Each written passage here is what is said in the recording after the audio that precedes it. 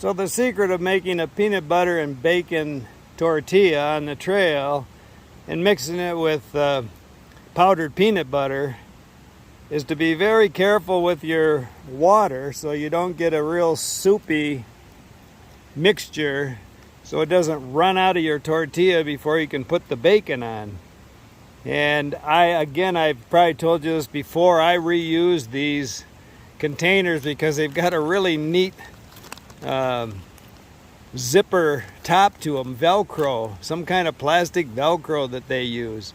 And then I don't mind how much I make because I just add water to that and drink kind of a smoothie if it's really thick, but it's just like chocolate milk. If it's not, and it cleans out my bowl real easy. It's not like oily peanut butter. It just dissolves in water and turns into a liquid mix you can drink. And also I've changed, at least on this trip, my bacon. So I've been buying Walmart bacon for years, which are big chunks, but I bought this Hormel pizza ready, real crumbled bacon. And when I look at the ingredients, it looks like the same darn stuff, only this is already chopped up into little pieces.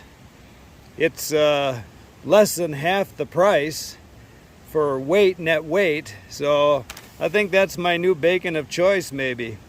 And I use it a lot. Again, I make these tortilla wraps with bacon and peanut butter, and it's one of my favorite on-trail snacks. Keep smiling.